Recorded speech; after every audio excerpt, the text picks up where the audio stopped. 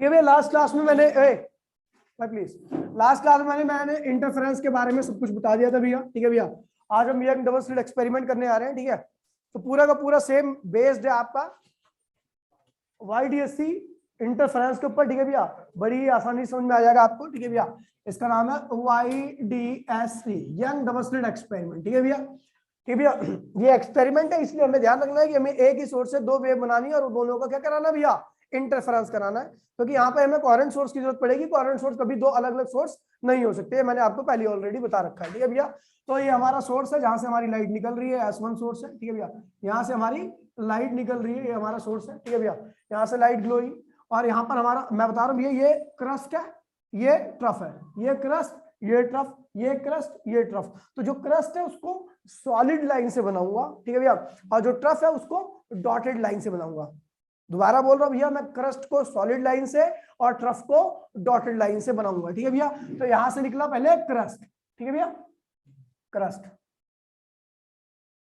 फिर ट्रफ, फिर क्रस्ट, फिर ट्रफ। ठीक है भैया, अभी दो सोर्स नहीं बने, हमें चाहिए दो सोर्स इंटरफेरेंस के लिए, इसलिए हमने क्या लगा दिया, यहाँ पे दो स्लिट लगा दी, डबल स्लिट। ठीक है भैया, इसीलिए इसको डबल स्लिट एक्सपेरिमेंट भी कहते हैं।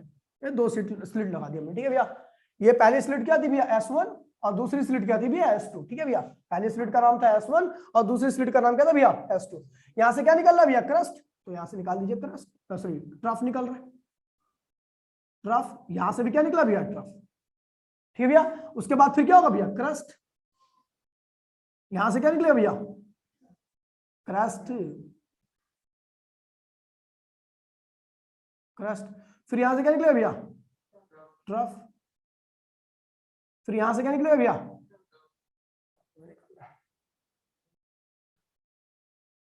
ठीक है, यहां से क्या निकला, ट्रफ। ठीक है, फिर यहां से क्या निकलेगा, क्रस्ट, फिर यहां से क्या निकलेगा भैया, ट्रफ नहीं, यहां से भी क्रस्ट निकलेगा, फिर यहां से, फिर यहां से,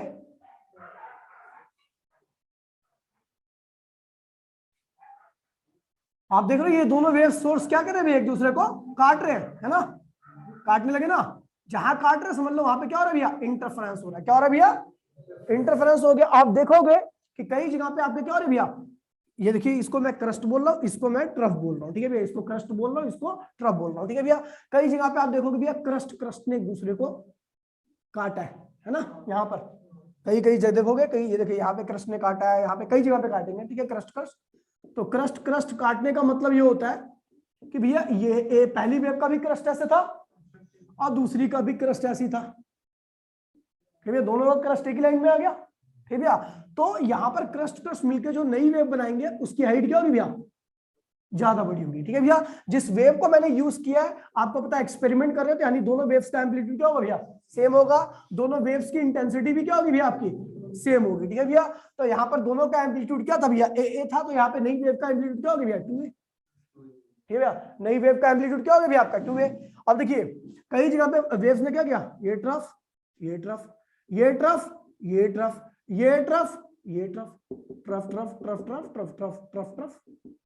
भैया, अब ट्रफ ट्रफ का मतलब क्या होता है भैया, एक वेव का ट्रफ, दूसरी वेव का भी ट्रफ। ठीक है भैया, मिलकर दोनों ने एक नई वेव बनाई जिसका ट्रफ क्या हो भैया, बहुत ज्यादा बड़ा हो गया। ठीक है भैया, और इसका एम्पलीट्यूड क्या होगा भैया, क्योंकि हमें पता जिन वेव्स को हमने यूज किया उसका एम्पलीट्यूड क्या भैया, a, तो नई वेव का एम्पलीट्यूड क्या होगा भैया, 2a। ठीक है भैया, अब देखो कई जगह पर आपका भैया क्रस्ट ट्रफ, क्रस्ट ट्रफ। ठीक है भैया, क्रस्ट ट्रफ, मतलब क्या हुआ भैया कि भैया एक वेव का क्रस्ट है, दूसरी वेव का क्या होगा, ट्रफ तो नीचे रहता ना, ट्रफ तो हमेशा नीचे रहता ना भैया, तो इसका एम्पलीट्यूड भी क्या है, ए है, इसका एम्पलीट्यूड भी क्या है भैया, ए है, तो ऊपर अपोजिट है दोनों, और हम वेक्टर सम करते हैं, और वेक्टर सम में जब दो अपोजिट क्वांटिटी होती है तो दोनों का सम के बीच में हम क्या लगाते हैं भैया, माइनस। वेक्टर क्वांटिटी में अगर दो क्वांटिटी अपोजिट है तो दोनों सम के बीच में क्या लगाते हैं भैया, माइनस। तो नई वेव क्या होगी भैया, साफ सफेद। ये भैया जहां पर आपका एम्पलीट्यूड बढ़ता है, यानी जब क्रस्ट क्रस्ट या ट्रफ ट्रफ एक दूसरे को इंटरसेक्ट करते हैं, तो इसे कहते हैं भैया कंस्ट्रक्टिव इंटरफेरेंस। क्या कहते हैं भैया, इसको भी क्या कहेंगे भैया, कंस्ट्रक्टिव इंटरफेरेंस। लेकिन जहां पर वेव एक दूसरे को कैंसिल कर देती है, एक दूसरे के एम्पलीट्यूड को जीरो कर देती है, क्या बनता है भैया आपका, डिस्ट्रक्टिव इंटरफेरेंस। क्या बनता है भैया, डिस्ट्रक्टिव इंटरफेरेंस। फटाफट कॉपी कर लीजिए बेटा, क्लियर है सबको, YDSC क्लियर है ऑनलाइन में।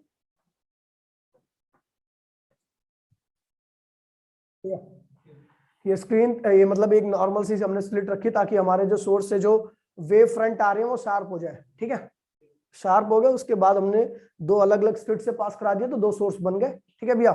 एक सोर्स ये था, एक सोर्स ये था लाइट का, ठीक है भैया। दोनों कोहेरेंट होंगे क्योंकि एक ही सोर्स से बने, ठीक है। जल्दी से फटाफट भैया, कंस्ट्रक्टिव इंटरफेरेंस हुआ है, यानी क्रस्ट या ट्रफ ने एक दूसरे को ओवरलैप किया, उस केस में क्या होगा भैया, आपका कंस्ट्रक्टिव बनेगा। और स्क्रीन के ऊपर जब ये पड़ेगा तो ये बनेगा ब्राइट फ्रिंज। क्या बनेगा भैया, ब्राइट स्पॉट, या फिर आप कह सकते हो फ्रिंज, ठीक है भैया, FRING फ्रिंज, ठीक है भैया। ब्राइट फ्रिंज यहाँ पे बनेगा, यहाँ पर भी क्या बनेगा भैया, ब्राइट ही, क्योंकि कंस्ट्रक्टिव हुआ है, यहाँ पर भी ब्राइट बनेगा, ब्राइट फ्रिंज, फ्रिंज। और यहां पर डिस्ट्रक्टिव हुआ है, यहां पर कोई लाइट ही नहीं बचेगी, क्योंकि एक वेव ने दूसरे वेव के एम्पलीट्यूड को क्या किया भैया, कैंसिल कर दिया। जब एम्पलीट्यूड नहीं है तो इसका मतलब लाइट की कोई इंटेंसिटी नहीं होगी, तो यहाँ पे क्या होगा भैया, डार्क फ्रिंज। क्या बनेगा भैया, डार्क फ्रिंज कहते हैं इसको, ठीक है भैया। इसे ब्राइट स्पॉट, इसको भी ब्राइट स्पॉट कहते हैं, ठीक है भैया। फ्रिंज की spelling FRINGS, fringe, bright fringe. जहां पे कंस्ट्रक्टिव है वहां पे ब्राइट फ्रिंज बनता है, और जहां पे डिस्ट्रक्टिव है वहां पे डार्क फ्रिंज बनता है, ठीक है भैया। कोई दिक्कत तो नहीं है। स्क्रीन पे आप देखोगे तो आपको स्क्रीन पे आपके अच्छे से विजिबल हो जाएगा कि यहाँ पर ब्राइट स्पॉट बनेगा, ब्राइट। जहां पर ऐसी कंडीशन आएगी तो वहां पे डार्क स्पॉट बनेगा, ठीक है भैया, डार्क स्पॉट बनेगा, ठीक है। मिटो दूं इसे, ठीक है। फ्रिंज स्पॉट बोल रहा हूं, स्पॉट, स्पॉट मतलब चिन्ह। लाइट यहां पड़ती है ना तो स्पॉट बनता है ना, ब्राइट होगा तो ब्राइट बनेगा, लाइट वाला लाइटनिंग बनेगा, तो ब्राइट कहते हैं। मिटो दूं, ठीक है भैया। अब देखिए भैया, ठीक है भैया, अब हम देख रहे हैं भैया condition for constructive and destructive interference. तो हम देख रहे हैं भैया जहां पे इंटेंसिटी एम्पलीट्यूड मैक्सिमम है वहां पे ब्राइट बन रहा है, और जहां पे एम्पलीट्यूड मिनिमम है या जीरो है वहां पे क्या बन रहा है, डार्क बन रहा है। अब ध्यान दीजिए भैया, तो वही लिख रहे हैं भैया, condition for constructive and destructive interference, condition for constructive and destructive interference, ठीक है भैया। कंस्ट्रक्टिव और डिस्ट्रक्टिव की कंडीशन लिख रहे हैं। तो भैया बात करते हैं कंस्ट्रक्टिव इंटरफेरेंस की, ठीक है भैया। अच्छा बताइए भैया, कंस्ट्रक्टिव इंटरफेरेंस में क्या था, एम्पलीट्यूड क्या था, मैक्सिमम था। एम्पलीट्यूड क्या था भैया, एम्पलीट्यूड क्या था भैया, मैक्सिमम। और इंटेंसिटी क्या थी भैया, वो भी मैक्सिमम थी। आपको पता भैया एम्पलीट्यूड का फॉर्मूला क्या होता है भैया, आपको याद होगा भैया, under root A1 square A2 square 2A1 A2 cos phi, याद है। और इंटेंसिटी का फॉर्मूला क्या था भैया, under root, sorry, I1 I2 2 under root I1 I2 cos phi. देखिए भैया, अगर गिवन वेव है, दो वेव हमारे पास दी गई है, जिसका पहली का एम्पलीट्यूड क्या भैया A1 है, दूसरी का क्या है भैया A2 है, ठीक है भैया। पहले की इंटेंसिटी I1 है, दूसरे की इंटेंसिटी क्या भैया I2 है।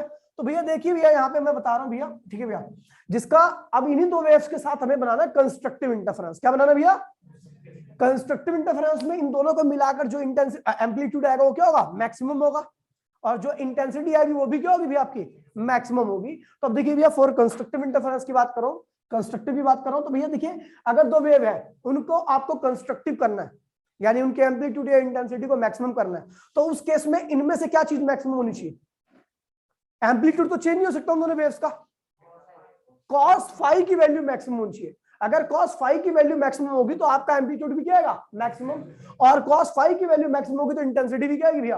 आपको पता है जिन वेव्स का एम्पलीट्यूड मैक्सिमम होता है उनकी इंटेंसिटी भी क्या होती है भैया। तो एक ही बात है, एम्पलीट्यूड को मैक्सिमम कर दो, आपको पता है उसी फेस पे क्या होगा, इंटेंसिटी भी मैक्सिमम आएगी। तो देखिए भैया, कंस्ट्रक्टिव इंटरफेरेंस में आपको पता है एम्पलीट्यूड क्या होता है भैया, मैक्सिमम। एम्पलीट्यूड मैक्सिमम का मतलब क्या भैया, सो cos फाई इक्वल्स में क्या होना चाहिए भैया, मैक्सिमम। cos फाई की वैल्यू क्या होनी चाहिए भैया, मैक्सिमम। अच्छा cos फाई मैक्सिमम कब है, cos फाई की वैल्यू मैक्सिमम क्या हो सकती है, +1। क्या होती है भैया, +1। अच्छा +1 cos कब कब आता है, तो भैया बता दूं, जब फाई की वैल्यू 0 हो, या 2 पाई हो, या 3 और 4 पाई हो, या 6 पाई हो, ऐसे ही चलता रहेगा मामला। अगर मैं इसकी जनरलाइज वैल्यू लिखूं तो आप लोगों को याद होगा कि इसकी जनरल वैल्यू होती है 2n+1 पाई, ठीक है, 2n+1 पाई, नहीं सॉरी, n 2n पाई होता है। क्या होता है भैया? 2n पाई। अगर देखिए भैया यहाँ पे n क्या है, तो n स्टार्टिंग फ्रॉम 0 1 2 ये ऐसे ही चलता जाएगा। अब देखिए भैया 0 रखिए, 0 रखिए तो क्या हुआ 0, यानी फेस की वैल्यू 0 होगी।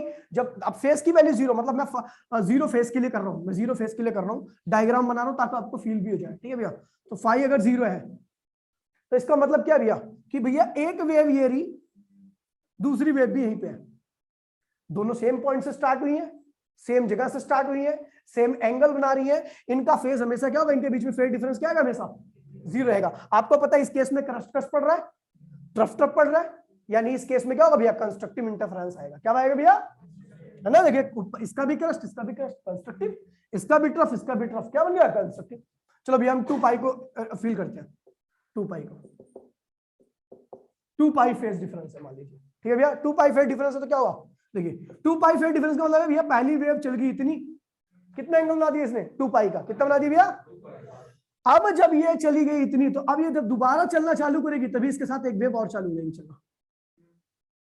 तो इस पॉइंट पे अगर हम देखते हैं, इस वाले पॉइंट की बात करता हूं, तो इस वाले पॉइंट पर पहली वाली जो सॉलिड वाली वेव है उसने 2 पाई का एंगल बना रखा है, लेकिन इसी पॉइंट पर डॉटेड वाली वेव का एंगल क्या भैया, 0।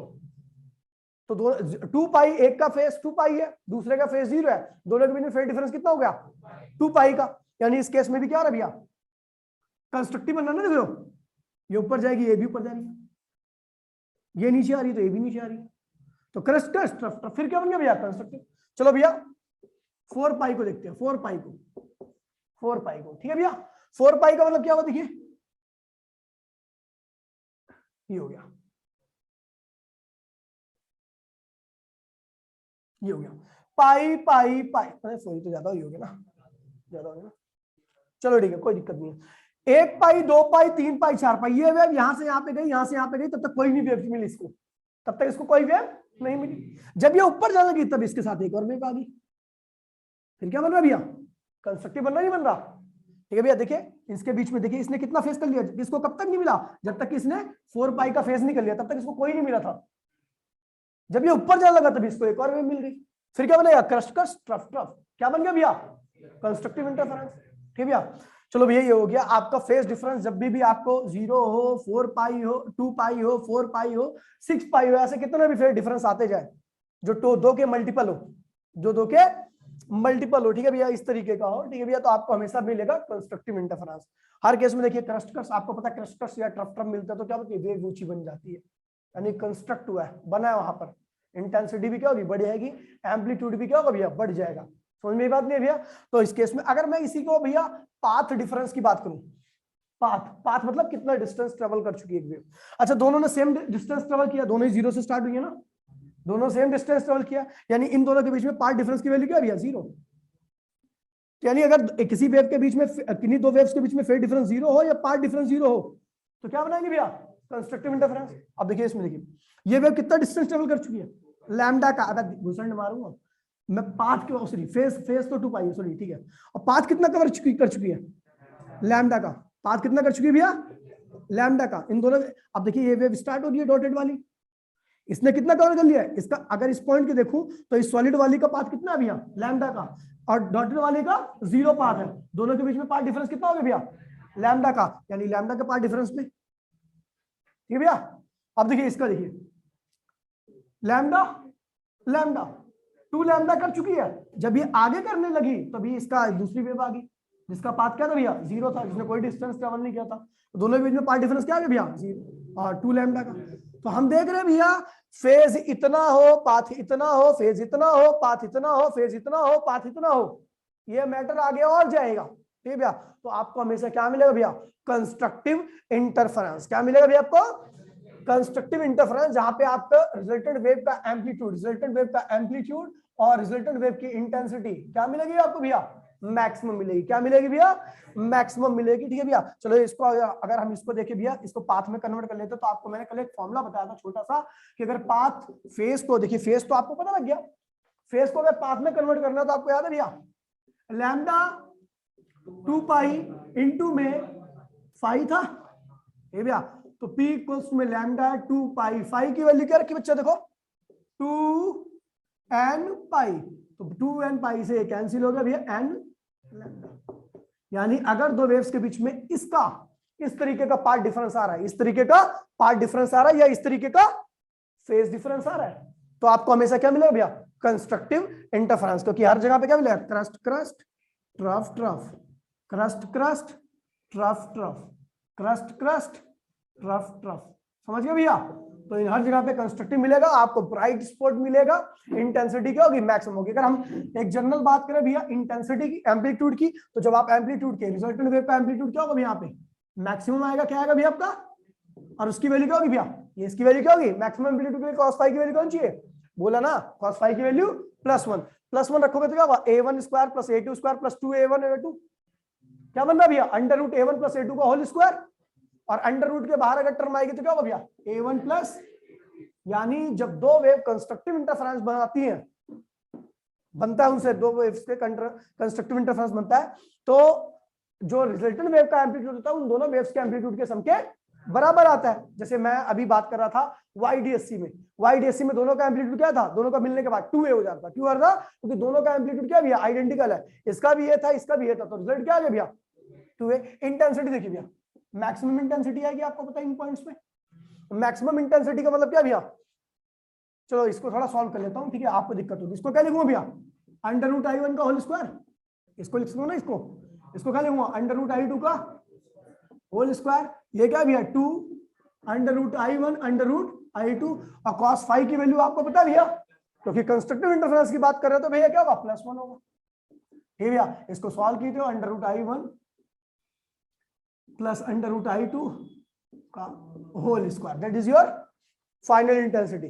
कंस्ट्रक्टिव इंटरफेरेंस में वेव की कुल इंटेंसिटी आएगी, अगर दोनों आइडेंटिकल वेव है तो दोनों की इंटेंसिटी क्या होगी भैया मैक्सिमम होगी, तो under root I1 under root I तो क्या होगा 2 अंडर रूट I का स्क्वायर क्या होगा भैया 4I, बताया था भैया 4 गुना ज्यादा, जिसका जब एम्पलीट्यूड डबल हो जाएगा तो इंटेंसिटी क्या होगी भैया 4 गुना बढ़ेगी, ठीक है भैया, क्योंकि इंटेंसिटी और एम्पलीट्यूड में क्या रिलेशन होता है भैया पता है ना, इंटेंसिटी इक्वल्स टू में k times of resultant wave का एम्पलीट्यूड, ठीक है भैया स्क्वायर, ठीक है भैया। तो आपको पता भैया एक सिंगल वेव की अगर इंटेंसिटी की बात करूं तो क्या होता है ka स्क्वायर, ठीक है भैया 11th क्लास में बताया था भैया k स्क्वायर होता है, ठीक है भैया। तो यहाँ पर आपको पता भैया रिजल्टेंट वेव ka, ये क्या है भैया 2a हो गया था, अब रिजल्टेंट वेव का एम्पलीट्यूड क्या हुआ कंस्ट्रक्टिव में 2a हो गया, तो भैया क्या होगा IR इक्वल्स में k 4a स्क्वायर, तो भैया क्या हुआ 4ka स्क्वायर, k स्क्वायर क्या भैया एक वेव की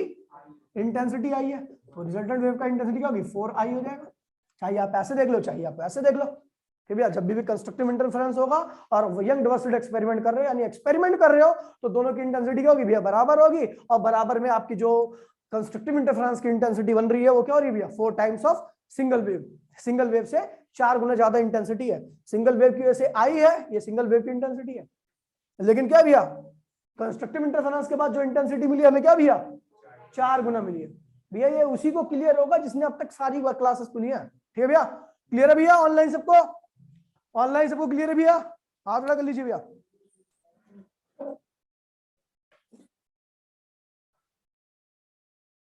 ठीक है भैया फटाफट देख लीजिए, फटाफट कॉपी कीजिए से भैया मैक्सिमम या मिनिमम, ठीक है भैया। बात कर रहा हूं भैया डिस्ट्रक्टिव में, तो डिस्ट्रक्टिव में भैया क्या होता है डिस्ट्रक्टिव इंटरफेरेंस की बात कर रहा हूं, ठीक है भैया। जो आपका रिजल्टेंट वेव की इंटेंसिटी है वो एम्पलीट्यूड क्या होगा मिनिमम हो जाएगा, और इंटेंसिटी भी क्या होगी भैया मिनिमम, ठीक है भैया मिनिमम। ये मिनिमम कब होगा गिवन वेव्स के लिए जिसका एम्पलीट्यूड फिक्स है, दोनों का A1 एक का A1 है एक का A2 है, और आपको डिस्ट्रक्टिव इंटरफेरेंस कराना है यानी इंटेंसिटी और रिजल्टेंट इंटेंसिटी मिनिमम लानी है, तो इसमें कौन सा टर्म मिनिमम चाहिए भैया cos फाई मिनिमम होना चाहिए, क्या होना चाहिए भैया cos फाई मिनिमम कब होता है भैया जब ये -1 होता है, क्या होता है भैया अब -1 कब होता है, तो भैया बता दूं पाई पे होता है, 3 पाई पे होता है, 5 पाई पे होता है। चलो देखते हैं फील करते हैं इस चीज को, ठीक है भैया डायग्राम के थ्रू। अब देखिए भैया डायग्राम देखते हैं, डायग्राम ये देखो, ठीक है भैया एक वेव थी इतना चली थी, कितना फेस कर लिया था इसने, पाई का। जब ये नीचे आने लगी तभी दूसरी वेव स्टार्ट होगी। ये नीचे आ रही थी, दूसरी वेव कहां चली गई भैया, ऊपर। ये भैया जब ये नीचे आने लगी तो कहां चली गई भैया, ऊपर। क्या बन रहा है भैया, दोनों के भी इसने दोनों, देखिए भैया इस पॉइंट पे अगर मैं देखूं तो इस वाली सॉलिड वाली वेव ने कितना फेस किया था, पाई का, और डॉटेड वाली ने 0 का। तो दोनों के बीच फेस डिफरेंस कितना हो गया भैया, पाई का। क्या बन गया, देखिए क्रस्ट ट्रफ, क्रस्ट ट्रफ। जब क्रस्ट और ट्रफ एक साथ आते हैं तो भैया क्या होता है भैया, इसका एम्पलीट्यूड A1 है, इसका एम्पलीट्यूड A2 है। अगर ये दोनों A1 A2 दोनों बराबर होंगे तो एक दूसरे को क्या करेंगे, 0 कर देंगे, और वेव क्या होगी भैया, प्लेन हो जाएगी। समझ गए। अब देखिए 3 पाई को फील करते चलो भैया, देखिए 3 पाई को, 1 पाई 2 पाई 3 पाई, ठीक है भैया। अब देखिए भैया जब ये नीचे आने लगी तो तभी वेव, दूसरी वेव स्टार्ट हुई। याद है ना आपको, ये ओवरलैप क्यों कर रही है, क्योंकि इनकी दोनों की फ्रीक्वेंसी क्या है, सेम है। याद होना चाहिए आपको यार। नीचे आने लगी है डॉटेड वाली तो ये क्या होगी, ऊपर चलेगी। तो इस केस में क्या बनना भैया, डिस्ट्रक्टिव। चलो इस वाले पे देख लेते 5 पाई को, क्या होगा भैया, 1 पाई 2 पाई 3 पाई 4 4 पाई 5 पाई, ठीक है। अब जब इसने कितना फेस कर लिया, जब अब ये नीचे आएगी तो दूसरी वाली वे ऊपर जाएगी। इसका एम्पलीट्यूड A1, इसका एम्पलीट्यूड A2, इसका A1, इसका A2।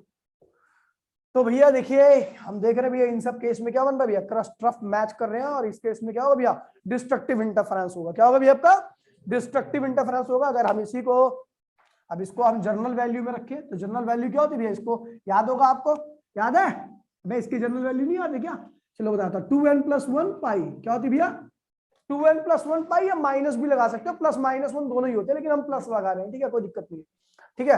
अब देखिए अगर आप यहाँ पे n क्या है तो n स्टार्टिंग फ्रॉम 0 1 2 3, देखिए भैया 0 रखिए, 0 रखिए तो क्या आ गया भैया, पाई आ गया, 0 रखिए तो पाई हो गया, 1 रखिए तो क्या हुआ, 3 पाई आ गया, 2 रखिए तो 5 पाई आ गया, ठीक है। और -1 रख देता मैं, तो -1 अगर रखता तो भैया ये क्या होता भैया, मामला गड़बड़ा जाता मेरा। देखो -1 रखो और 0 रखो, तब मैं अगर -1 रखता तो यहां से 1 से स्टार्ट करता।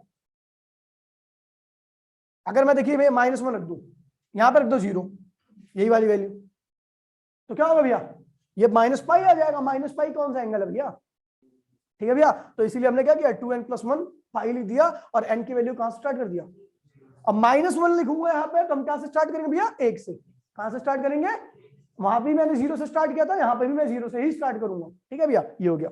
चलो भैया हमें पता लग गया भैया, अगर इतना ये फेज हो अथवा ये फेज हो तो आपको क्या मिलेगा भैया, डिस्ट्रक्टिव इंटरफेरेंस मिलेगा। क्या मिलेगा भैया, डिस्ट्रक्टिव इंटरफेरेंस। चलो इसको पाथ में कन्वर्ट कर लेते हैं। क्या करते हैं भैया, पाथ में। तो भैया पाथ में कन्वर्ट करने का फॉर्मूला तो अपना आई है ना, चलो करते हैं भैया। क्या होगा भैया, 2n+1 पाई, पाई से पाई क्या हो गया, कैंसिल हो गया, तो क्या आ गया, पाथ क्या आ गया, λ/2 2n+1।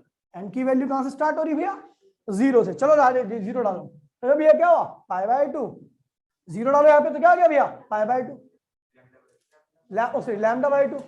2 डाली तो क्या हो भैया, 3λ/2। 3 डाली तो क्या होगा भैया आपका 5। अब 3 डालोगे तो 7 हो जाएगा ना, 2 डालोगे तो 5 आएगा, ठीक है। अब देखिए इसमें मतलब क्या हुआ, अच्छा ये वेव ने कितना डिस्टेंस ट्रेवल किया है, अगर λ/2 का, देखिए भैया इस वेव ने फेज इतना किया है तो दोनों एक साथ स्टार्ट हुई है ना। तो यहाँ पे फेज मैंने ये, अच्छा पहले वाले का लिखा होगा यहाँ पे, फेज क्या है भैया, पाई। फेज क्या है भैया आपका, पाई। और पाथ, पाई फेज में कितना पाथ होता है, तो λ/2 का। तो आपको पता है भैया पाथ इन दोनों के, देखिए भैया इस वेव ने इतना एंगल किया है और इतना पाथ डिस्टेंस किया है। दूसरी वाली वेव जो जिसके साथ इसका सुपर इंपोजिशन हुआ है, सुपर पोजिशन हुआ है जिसके साथ इसका, उसके रिस्पेक्ट में इसका फेज इतना एक्स्ट्रा है और पाथ इतना एक्स्ट्रा है। अगर दो वेव्स के बीच में इतना फेज एक्स्ट्रा होगा या इतना पाथ एक्स्ट्रा होगा, डिफरेंस होगा एक्स्ट्रा, एक ही बात है ना। तो भैया आपका क्या मिलेगा, डिस्ट्रक्टिव इंटरफेरेंस। देखिए भैया इसमें देखिए 3 पाई पाई पाई, कितना फेज हो गया, 3 पाई का।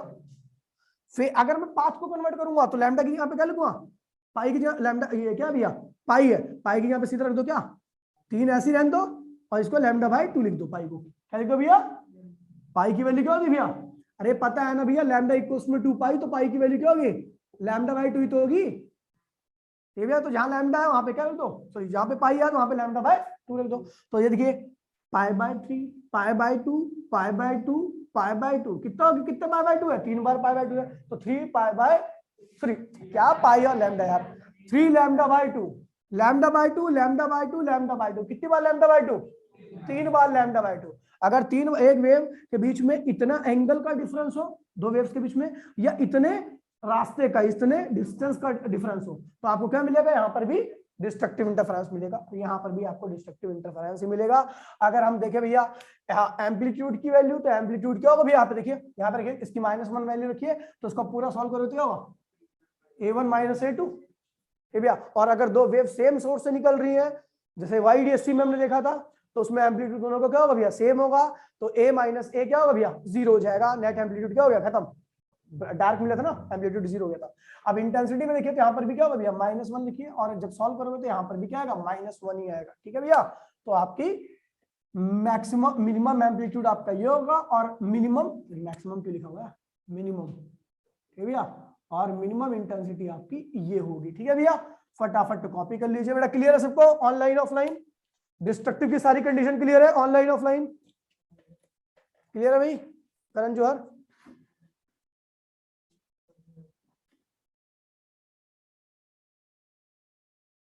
फटाफट कीजिए भैया जल्दी से, और दूसरी मीटिंग ज्वाइन करना, तो ये है, देखिए भैया पहले बता रहा हूँ, जिसने क्लास नहीं लिया वो क्लास जाके ले लेगा, वरना सबसे मेन टॉपिक है ये, पहले बता दे रहा हूँ, और आसान टॉपिक है, मेन है और आसान है। ठीक है भैया, आगे बढ़ते हैं भैया, आगे बढ़ते हैं। ये भैया अब बात कर रहे हैं यार भैया,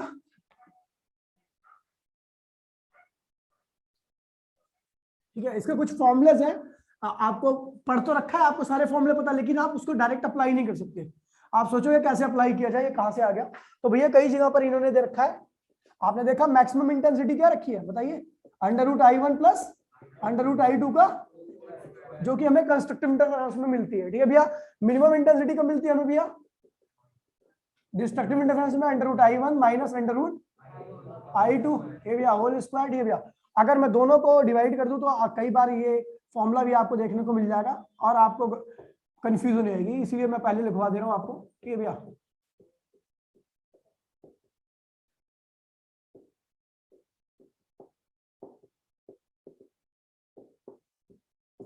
ये एक फॉर्मूला ये दिखने को मिल जाता है। ठीक है भैया, और अगर मैं बात करूं मैक्सिमम एम्पलीट्यूड की, तो क्या होगा भैया आपका A1 + A2, और मिनिमम एम्पलीट्यूड की बात करूं तो क्या होगा भैया A1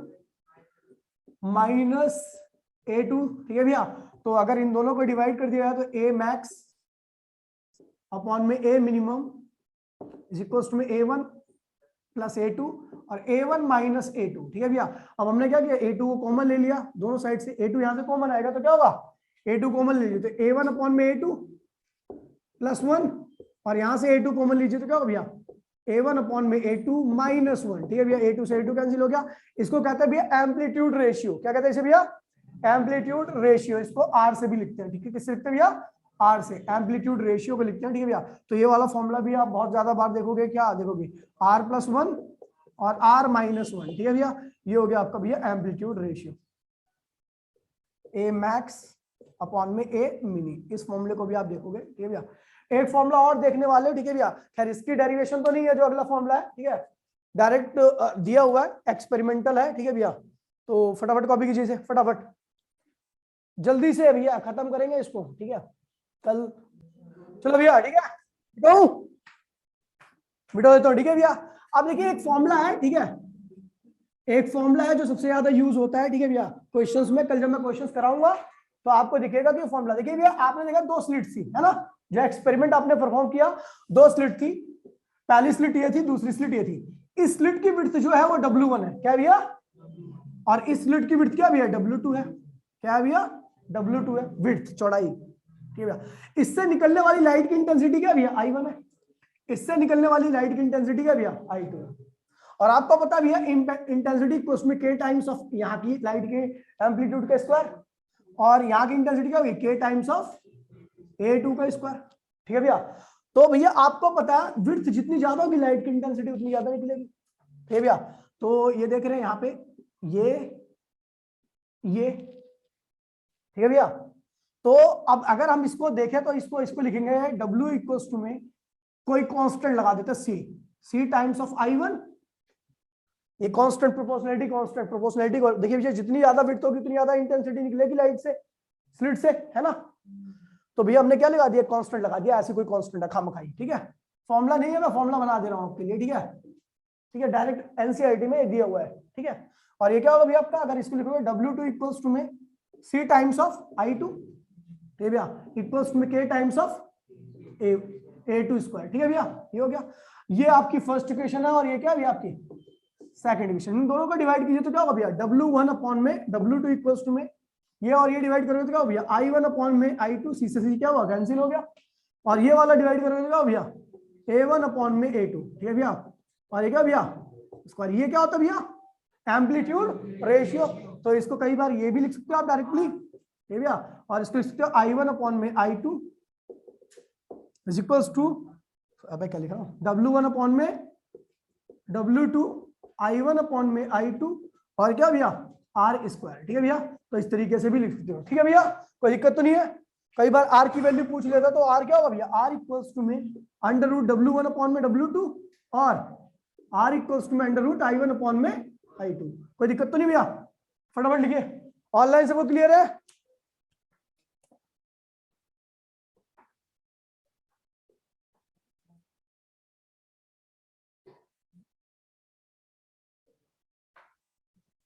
तो भैया हमने देखा भैया YDSC के बारे में, यंग डबल स्लिट एक्सपेरिमेंट के बारे में, ठीक भैया। पूरा का पूरा इंटरफेरेंस के ऊपर बेस था, आपको बताया भैया, इंटेंसिटी एम्पलीट्यूड वगैरह सब कुछ क्लियर कर दिया, ठीक है भैया। एक बारी और इस वीडियो को देख लेना अच्छे से, ठीक है भैया। मैं आपके लिए क्वेश्चन भेज रहा हूँ, उन क्वेश्चंस को आप रिवाइज करना, ठीक है भैया। जो नहीं होंगे तो कल मैं 1-2 क्वेश्चन करा दूंगा, उसके बाद आगे बढ़ूंगा। इसी का एक दूसरा पार्ट है, ठीक है, इसमें आपको ये बताना है कि किस किस पोजिशन पे आपका ब्राइट फ्रिंज बनेगा, किन किन पोजीशन पे स्क्रीन में आपका डार्क बनेगा, दो ब्राइट और डार्क के बीच में कितना सेपरेशन रहेगा, विड्थ कितनी है, सारी कैलकुलेशन कल हम करेंगे। छोटी सी कैलकुलेशन है, ठीक है भैया, थोड़ा लॉजिकल है 1-2 जगह पे, ठीक है भैया, बाकी सब स्ट्रेट फॉरवर्ड है। मिलते हैं अगली क्लास में, तो टाटा बाय बाय, जय हिंद जय भारत।